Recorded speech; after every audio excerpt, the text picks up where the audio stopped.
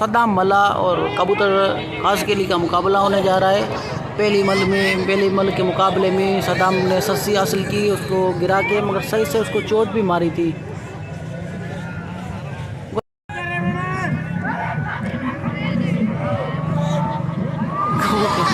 कबूतर खासकेली को बुलाने भी सीधी समझा रहा है कि इस तरीके से उसको गिराने की कोशिश करो।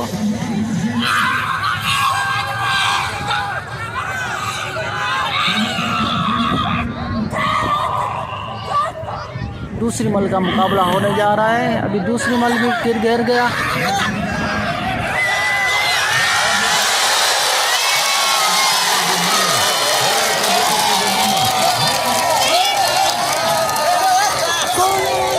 दूसरी मल में सरसी हुई कबूतर खासकेली को।